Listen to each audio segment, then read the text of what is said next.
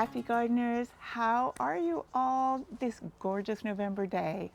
Hey, a little bit of an absence because I was traveling and I wanted to share with you some of the wonderful places I've been on my travels. And as you know, I'm Fionuala, live, work, and garden in Zone 9B, but I really like to travel. And when I travel, I visit other gardens, other nurseries, other garden centers all over the world, all over the country and all over the world. This time, where I was over in Ireland where I was raised, and I went to a really wonderful garden or two while I was over there. And the first one I want to share with you today is the Gardens of Malahide Castle.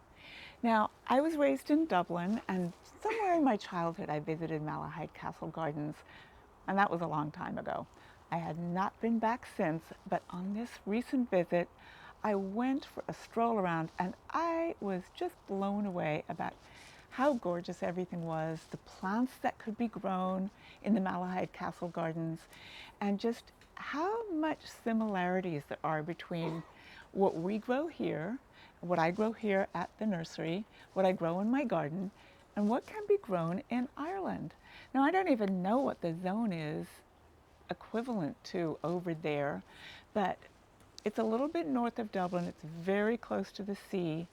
There's a coastal influence that really helps keep the frost away. But I got very excited. I wandered around. I got some footage. I was by myself and didn't have anybody filming me this time, so it might look a little homemade today, but I really hope you enjoy it. Watch. Let me know what you think. I got such a kick out of finding a ridgeron growing over there. It was like crazy. And my favorite Milianthus major, the peanut butter plant, that was there too. But anyway, watch. I hope you like it.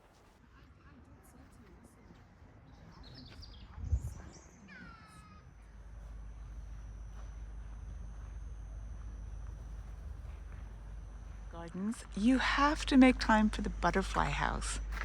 It's absolutely amazing with so many species of butterflies in there that seeing them all in the one spot is incredible. Let's go on in.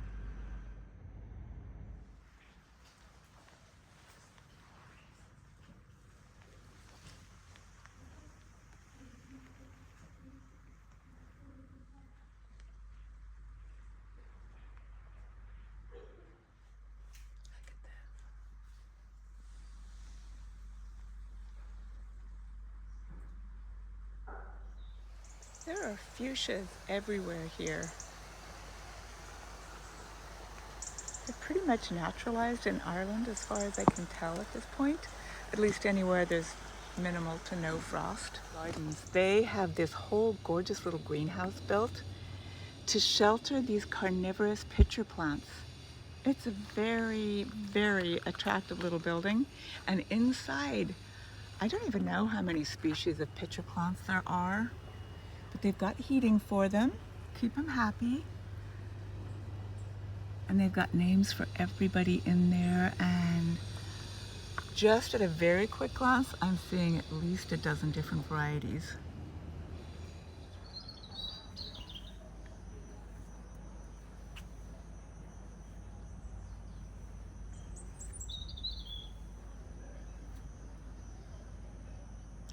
This is the salvia garden here at Malahide Castle, and it is so funny to see such happy salvias that we can grow at home in Northern California.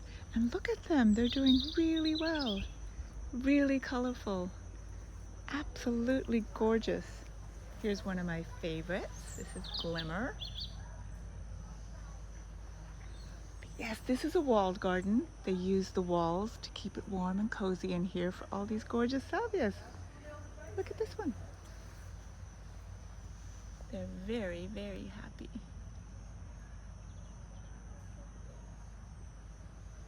Look at the size of these flowers. Oh my goodness. Such a gorgeous blue. Oh my goodness, look how happy these yuccas are. Look at those blooms. That's got to be at least 15 feet tall.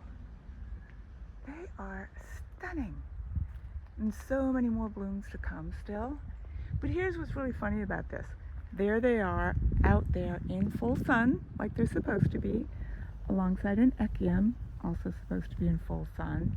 But they're growing right beside fuchsias, which, as you all know, in Northern California, have to be grown in the shade or they fry.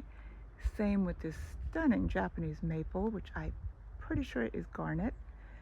Same with the hellebores. And then over here again, we have a sun-loving plant, breath of heaven. So I get a big kick out of the way over here in Ireland that has such a mild temperate climate that you can pretty much fling the sun plants together with the shade plant and they're all as happy as can be.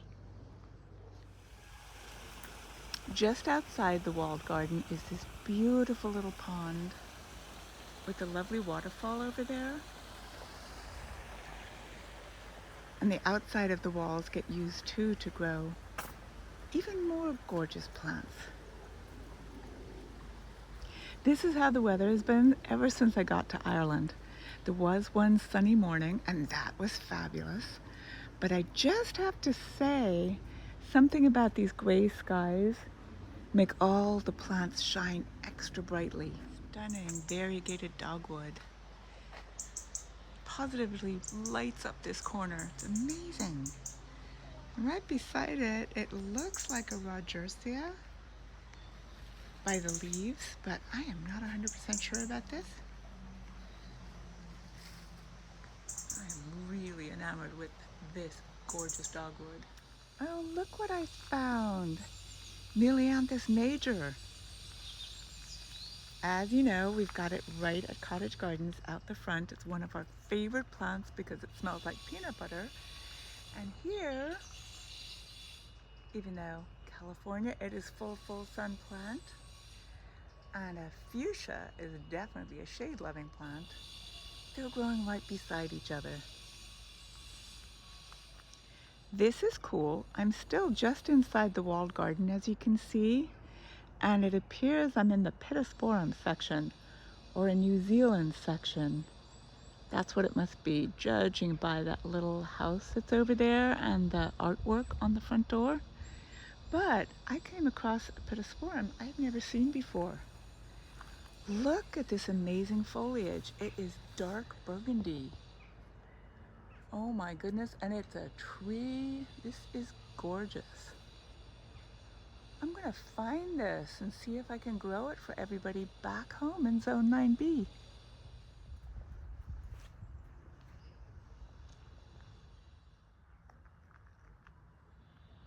This is a Correa. I love this. Look at the color of those little bells. Correa Marion's Marvel. It absolutely is. This is another one I am gonna search out. I'm going to find it.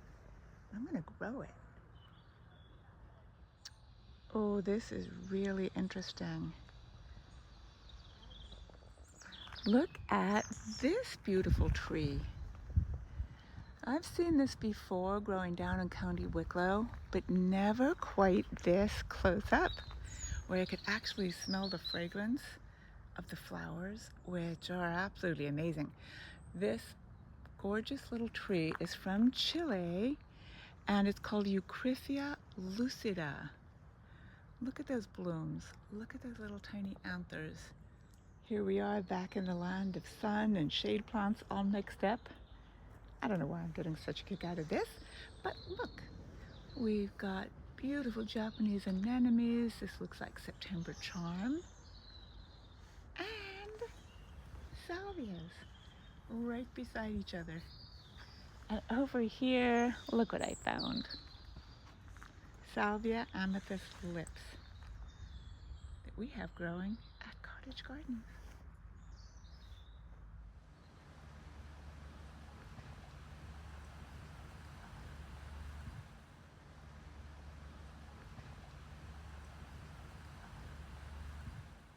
It is the middle of October, so there's not that many plants in absolute full springtime bloom, but there are still a lot of fuchsias, a lot of great things to see.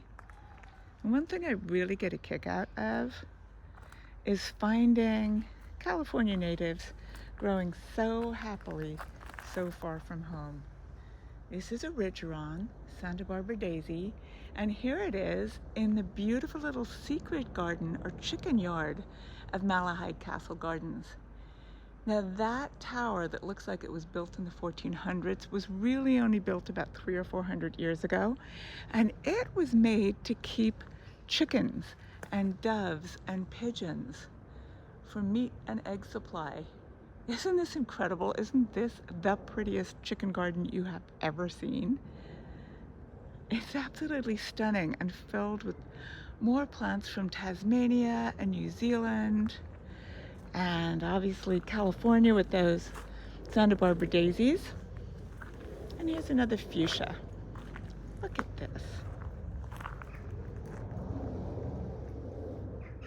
And here we have the castle itself.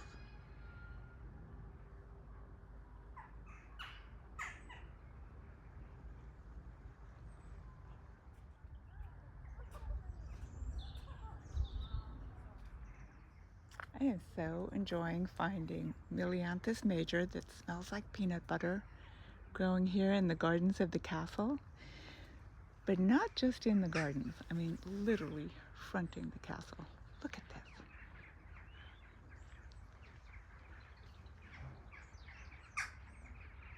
And also featured on the front of the castle, we've got a viburnum, we've got a stellia, we've got a jasmine growing up the walls over here. I do not know what that is, but it looks suspiciously like a lavender trumpet vine. And over here, a ladybank's rose, pretty much taken over the whole tower. Hellebores, some nettles, some Milianthus, a ceanothus, and a medieval tower. Okay, everybody, there you go. I really hope you enjoyed that visit. I'm going to be sharing a couple of other visits that I took over there in Ireland. I went to the National Botanic Gardens. I also went over to some islands and looked at some gorgeous, gorgeous little gardens there. And then I was in Italy. Oh my goodness, found a great place over there.